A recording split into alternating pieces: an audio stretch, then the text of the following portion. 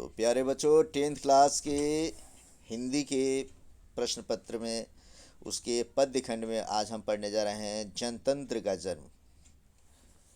गद्य और पद्य दो खंड है, जिसमें से गद्य करीब करीब खत्म हो चुका है और इसमें से पद्य में से छठे लेसन का नाम है जनतंत्र का जन्म। लेखक है रामधारी सिंह दिनकर।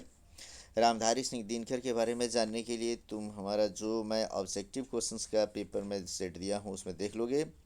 पूरा डिटेल उसमें उनका जीवनी लिखा होगा, कौन कौन से पाठ्य पुस्तक लिखे, माता पिता से लेकर जन्म स्थान से लेके इनकी शिक्षा दीक्षा से लेकर कौन से पुरस्कार मिला इनको, इनको क्या कहते हैं, पूरा डिटेल तुम्हें ऑब्जेक्टिव खंड वाले मिलेगा। सब्जेक्टिव के इस खंड में हम तुम्हें बता रहे हैं जनतंत्र का जन्म।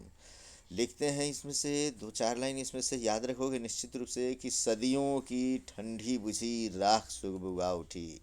सदियों की ठंडी बुझी राख सुख बुझा उठी, मिट्टी सोने का ताजमहल इठलाती है। दो राह समय के रथ का घर घर नाद सुनो, सिंहासन खाली करो कि जनता आती है। तो इस तरीके से ये इनका काफ़ी इम्पोर्टेंट स्टेटमेंट। जनतंत्र का जन्म, जन का मतलब होता है लोग, आम पब्लिक, और तंत्र का मतलब होता है शासन। राजतंत्र को खत्म करके जनतंत्र को जन्म देने वाले, जनतंत्र के बारे में बताने वाले रामधारी सिंह दिनकर, इनके बारे में जानो कि प्रस्तुत कविता के माध्यम से कवि रामधारी सिंह दिनकर ने कहा है कि सदियों की ठंडी बुझी राख सुख बुझा उठी, मिट्टी सोने का ताजमहल इठलाती है। दो राह समय के रथ का घर घर नाद सुनो, सिंहासन खाली करो कि जनता आती है। अर्थात सदियों से गुलामी की बेड़ियों में जकड़ी भारत माता आज स्वतंत्रता के बाद सोने की ताजमहल इठला रही है। जनतंत्र की स्थापना से सभी भारतीयों में नया जोश आ गया है। सदियों से शोषित पीड़ित जनता के हाथ शासन की शक्ति जनतंत्र के रूप में आ जाने से आज जनता सर्वशक्तिमान बन गई है। अतः अब जनता ही कहती है कि हे सिंहासन पर आरूढ़ होने वाले सत्ताधारियों, राजा, अब तुम्हारी मनमानी चलने वाली नहीं है, इसलिए सिंहासन खाली करो, क्योंकि अब जनता ही स्वयं शासन करेगी। इस प्रकार जनतंत्र के जन्म ने भारतीयों में लोकतंत्र की भावना भर दिया है, जो स्वयं के द्वारा ही स्वयं पर शासन करेंगे। अब शासन की शक्ति उन लोगों के पास होना चाहिए जो स्वयं गर्मी, वर्षा तथा सर्दी का कष्ट सहन कर, स्वयं आधा पेट खाकर, खेत खलिहानों में पसीना बहाकर, दूसरों का महल तैयार करके स्वयं टूटी फूटी झोंपड़ी में रहते हैं। अब शासन ऐसे देवता अर्थात मेहनत कशों के पास होना चाहिए। फिर से एक बार समझेंगे बच्चों इसको कि जनतंत्र का जन्म, इसमें सदियों की ठंडी बुझी राख सुख बुझा उठी, मिट्टी सोने का ताजमहल इठलाती है।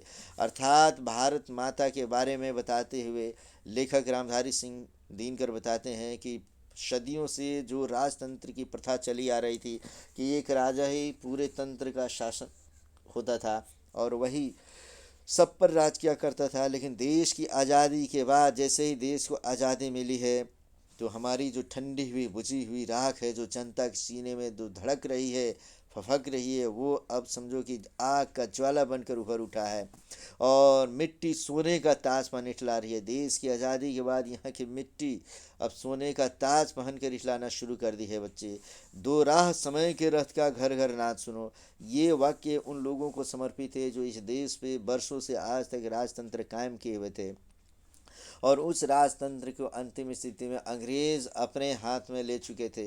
और अंग्रेज़ों के साथ साथ अंग्रेज़ और राजा, महाराजा, जमींदार किस्म के लोग यहाँ पे जो शासन कर रहे हैं, उन लोगों को सुनाते हुए रामधारी सिंह दिनकर बताते हैं कि दो राह समय के रथ का घर घर नाद सुनो, सिंहासन खाली करो कि जनता आती है।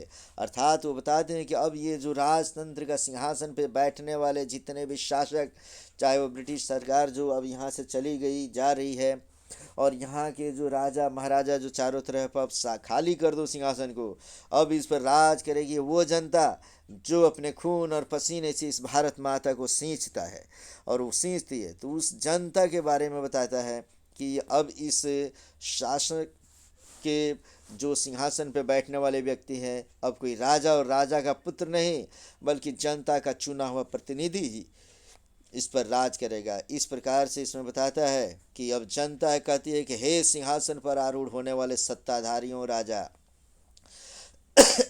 अब तुम्हारी मनमानी चलने वाली नहीं है, इसलिए सिंहासन खाली करो, क्योंकि अब जनता ही स्वयं शासन करेगी। इस प्रकार जनतंत्र के जन्म में माने जनता के बारे में बताता है कि जनतंत्र का जन्म हो चुका है, लोकतंत्र का जन्म हो चुका है।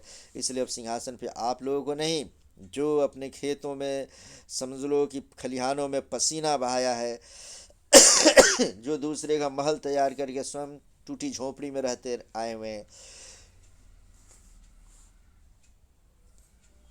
अब वे सब के सब यहाँ पे शासन करेंगे। अब शासन आप नहीं कर सकते। कवि ने कहता है कि कभी मंदिरों, महलों एवं तीर्थों में विराजमान रहने वाले देवताओं से दूर रहने की बात करता है। कवि केवल इन राजाओं को ही नहीं, उन देवी और देवताओं को भी दूर रहने की बात करता है, और कहता है कि वह वास्तविक देवता मजदूर तथा किसान को मानता है, क्योंकि ये देवता की तरह ही शोषण नहीं करते हैं। अतः खेत खलिहानों में अधिक परिश्रम करने वाले मजदूर एवं किसानों की पूजा करनी चाहिए। इस प्रकार आज समय के रथ का घर घर नाद यह है कि देश का बागडोर राजा के हाथ में न होकर आज जनता के हाथ में है। आज उसकी हुंकार सर्वत्र सुनाई पड़ती है, इसलिए आज राजा नहीं, प्रजा सिंहासन पर आरूढ़ हो रही है। इस प्रकार से इस चैप्टर के माध्यम से कवि ने बताने की कोशिश किया गया है कि मंदिरों में रहने वाले जितने देवी और देवता हैं, जो चुपचाप बैठे हुए और इन गरीबों, मजदूरों, श्रमिकों और किसानों पर हो रहे अत्याचारों को चुपचाप जो सहते देखते रहते हैं, सुनते रहते हैं और किसी प्रकार की कोई एक्टिविटी नहीं करते हैं, उन देवी और देवताओं को भी लेखक दूर रहने की बातें करता है और कहता है कि अब इस सिंहासन पर न तो कोई देवी आएगा, न कोई देवता आएगा, न राजा आएगा, न राजा का पुत्र आएगा। अब जब भी आएगा इस पर, तो अपनी खून और पसीना बहा देने वाले खेतों में काम करने वाले वे मजदूर आएंगे, वे किसान आएंगे, वे श्रमिक आएंगे, जो आधा पेट खाकर अपने जीवन को जीते थे। अब इस सत्ता पे सिर्फ प्रजा आएगी, अब कोई राजा या कोई देवता नहीं आएंगे। इसलिए वह पूजा करने की भी बात करता है, तो कहता है कि उन देवी और देवताओं की पूजा करने से क्या मिल सकता है, जो चुपचाप हमारे ऊपर हुए अत्याचार को देखते रहता है सत और सुनते रहता है, कुछ करता नहीं है। लेकिन वे मजदूर जो खून पसीना बहाकर खेतों में से जो अनाज निकालते हैं, उसको खाकर हम जीवित रहते हैं, उन मजदूरों की हमें पूजा करनी चाहिए, और उन मजदूरों को हमें इज्जत मान सम्मान, और किसानों को इज्जत मान सम्मान देना चाहिए।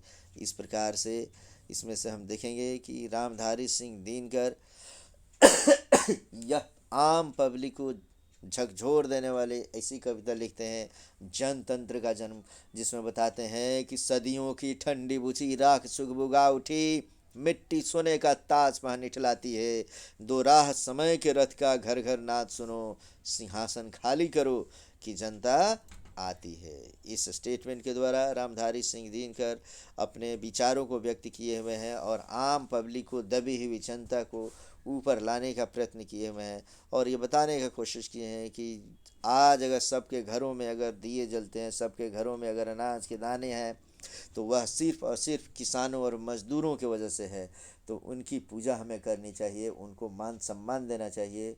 और अब राजतंत्र खत्म हो चुका है, तो अब सबको एक समान देखना चाहिए। इस तरीके से जनतंत्र का जन्म हमारा समाप्त हुआ बच्चे। इसमें किसी प्रकार की कोई दिक्कत होती है तो फिर तुम्हारे लिए ये लोगो है ही, इस पर तुम कॉल करो, पूछो, समझो, या मेरे पास खुद आकर और तब इसके बाद समझो।